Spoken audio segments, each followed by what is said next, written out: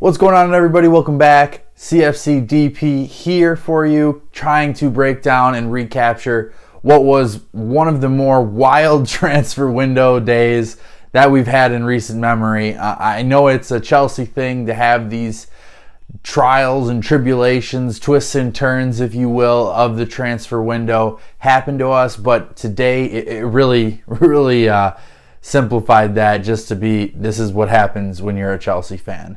So we're going to start off, break it down for you right now. Okay, so let's break it down for you. This morning, we were expecting the here we go from Fabrizio Romano. Marc Cucurella is very advanced at this point. It's a matter of agreeing to a fee and kind of discussing whether we're going to put Colwill into this deal or into potentially the Fofana deal later on. So that was kind of what we talked about yesterday with the video, and it turned out that Colwill was going to be more important for the deal with Cucurella because that's who Todd Boehly decided to put into it. So the deal that was agreed upon, and it was a here we go from Fabrizio, was for £52.5 million, and in a separate deal, Brighton would have the opportunity to sign Levi Colwill. And it appears that the deal is hinging upon Levi Colwill going to Brighton, which really kind of irks me and, doesn't make any sense, because you were going to say, all right, Man City, I want 50 million and he's yours. But when we come to the table with 50 million, you all of a sudden want Levi Colwill as well, which, obviously it was kind of mixed one way or the other, whether we were going to keep him for the season or if we were going to send him out on loan. But, for Brighton to come to the table and be like this after having a thought to be agreement for a certain amount once it was met, it's a little shady in my eyes. Nevertheless, Chelsea were desperate to get this over the line, so they agreed to that, and it was a here we go. Everybody was announcing it. All the journalists were confirming Fabrizio's report of here we go. Really exciting, and then it kind of started to slow down just a little bit. Now, what I think and what we've kind of heard from reports today is that the Levi Colwill deal is not done yet, in that Brighton is not going to have Chelsea announcing Cucurella to the club before Colwill is done, because those two are dependent on each other. For one has to happen, the other is going to happen. If one doesn't happen, the other doesn't happen. So Brighton wants to announce it at the same time as Chelsea will announce Cucurella, and with Colwill, he has to agree to the move. He has to get his contract in order, and he has to work out the buyback clause that is going to be put in there for about 40 to 50 million, it's been announced. So there's a lot of different moving parts with it. So that was kind of why it was kind of brought back. Brighton put out their own statement, which, explained that club statement, there's not a deal done right now for Marc Cucurella. Now their hands are a little tied because Cucurella is keen on Chelsea. The reports are that he will be in London tomorrow for a medical. So things are moving in that front. So it's just a matter now if Levi Colwill can get all of his medical information and stuff okayed by Brighton, and that deal should be done. So it was a bit of a scary hour or so for Chelsea fans. People were throwing Fabrizio under the bus, but it's a little bit just of a negotiation tactic, because they don't, Brighton doesn't want Chelsea to say, okay, great, we've signed Cucurella. Well, actually, now that I thought about it, I think we're just going to keep Levi and put him in the Fofana deal. So it is smart from Brighton, but it was kind of a sketchy hour for Chelsea fans. But since Levi Colwill will no longer be with the club, more than likely, now the Fofana deal kind of takes a different shape. So we'll talk right now about why Wesley Fofana is still in the cards for Chelsea and how those moves are kind of percolating. So Wesley Fofana is the main center back target of this window after Koulibaly came in, after we failed on Koundé, after our couple center backs left. Wesley Fofana is Chelsea and Thomas Tuchel's main target in terms of their center back for the rest of the window. So Here's the latest.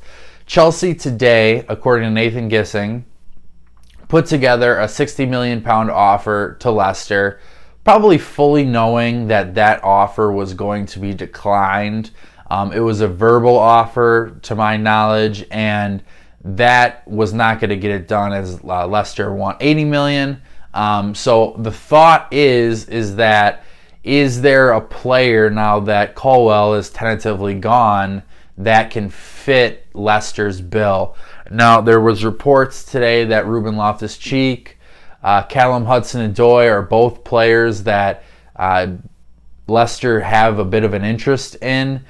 Chelsea is more reluctant to let Hudson-Odoi go rather than Loftus-Cheek, rather than his injury history. Callum Hudson-Odoi is Chelsea's one of their prized youngsters, so very unproven at this point, but he's got a little bit more for the future than Ruben Loftus-Cheek might.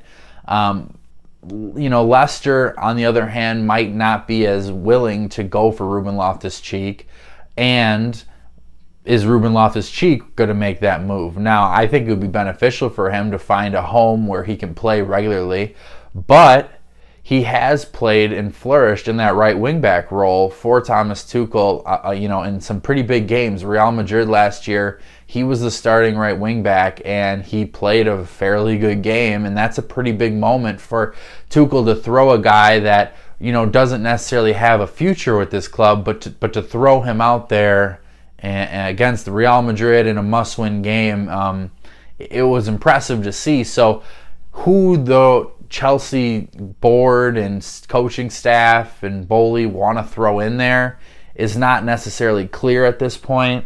I believe that they do want to go in for a cash offer.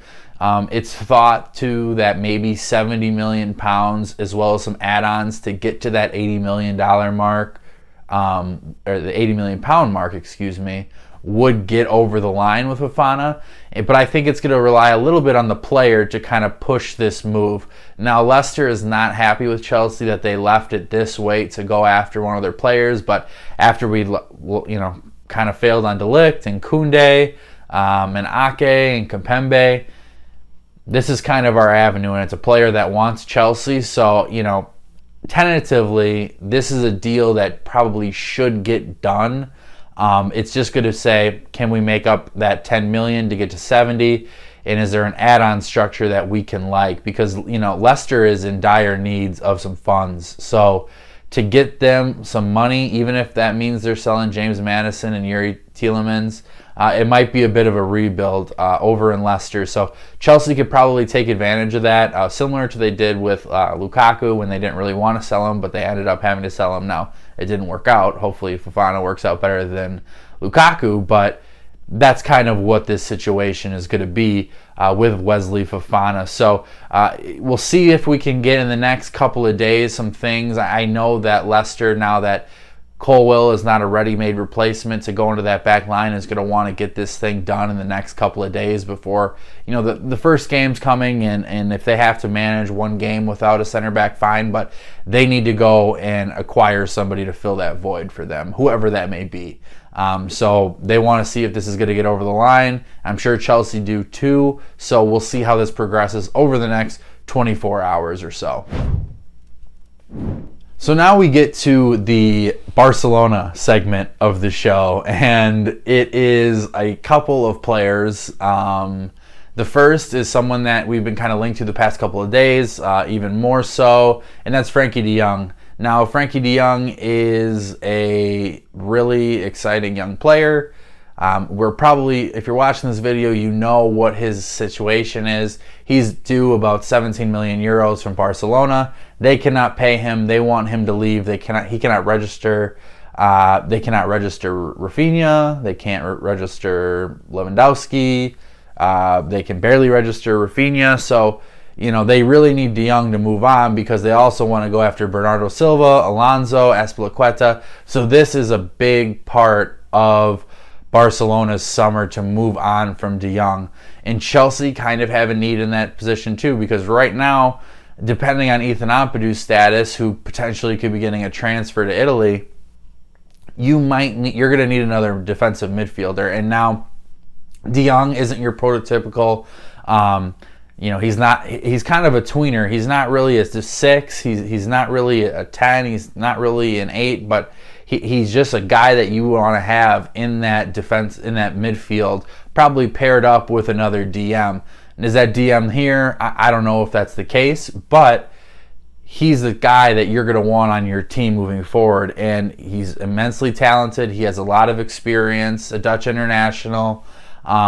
So he's a guy that Chelsea are in for, and I think would fit really well overall with their system moving forward once they get that DM, perhaps a Declan Rice, just to see how the two pretty decent ball-playing defensive midfielders would be able to coexist. And I think that's something that entices Tuchel with his midfield moving forward. Plus, with Jorginho and Conte's contract situations, both having about a year left on their deals, who knows what's going to happen. So to get a quality, one of the best young players at that position, that would be something that Chelsea would be interested in. But it kind of came out later tonight in the UK and this afternoon in America that Chelsea are interested in Aubameyang, and we all have our differing opinions on Aubameyang. We know that Chelsea need another striking option for the chance that Kai Havertz does not come good this next season and take that next progression and those next steps. So Aubameyang may be that guy for Chelsea. I personally am not sure how I would feel about the move. I know that him and Tuchel have a great relationship when they were at Dortmund. However, I think he has an Arsenal tattoo. He played for Arsenal. But, you have a guy that might be saying, well, if I'm coming in on a 2-year deal and I'm taking reduced wages, I kind of know my role, and I'm going to come in and get some goals for the team. And he's a proven goal. His goal record is proven. Wherever he goes, he does score goals. But is he going to come in and is he going to have an attitude problem? Is it going to be some of the stuff we saw with Arsenal, or is it going to be more of that Barcelona, Dortmund, Aubameyang, where relatively he's in good spirits and he's putting together good performances? So if anybody can draw that out of him, I believe it is Thomas Tuchel. Now, the wages, fee, and all that stuff is something that definitely needs to be considered. And also Memphis Depay could be available for even a lesser price. So Ronaldo's out there as well. Nathan Gissing said, the only 2 attackers that he was kept knowledge of were Christopher Nkunku and Ronaldo for the rest of the window. So we'll see how that ends up shaking out. But Aubameyang is something that Chelsea fans may need to kind of wrap their head around, because when Fabrizio tweeted it, it was kind of caused a little bit of mayhem. And obviously we know the personality of Aubameyang, we know the goal-scoring record, so it's just keeping those few things in check and seeing what we're getting guaranteed-wise from goals, attitude, contract time, wages. It's got to be a very perfect situation for Aubameyang to come to Chelsea and succeed, and it might happen, so we have to all be prepared for that, but we're not sure how it's going to break down over the next couple of days, because this is something that obviously Barcelona wants to get moving on, because Manchester City wants to get going on Bernardo Silva, and they need to get rid of De Jong, and then, they have to register Lewandowski, so getting Aubameyang's wages off the bill, Depay off the bill, that's all stuff that's going to help them do that. So the next 48 hours is going to be wild. So, we have to think Everton is on Saturday, and we just can't be caught up in the transfer news and forget about that. I know the next video I was supposed to do was supposed to be an Everton preview, but with so much stuff happening today, Chelsea this, Chelsea that, it just needed to be talked about. So, we're going to bring you a video tomorrow as well. Friday, we're going to hopefully do the Everton match preview. Depending on if there's a massive transfer, if Ronaldo's coming to Chelsea on Friday, it might not be the main focus of the Everton game, but we're going to see how it turns out. I'm really excited. Please go ahead and follow me on social media, on Twitter at CFCDP1. You can go find that in the details below, and subscribe to the page. Every subscription, every view helps. Please, share it to your friends. Any of that stuff really helps me and helps the channel grow. So thank you so much, and have a good rest of your night, and let's stay cool because this transfer window is not going to be over for a while. Good night.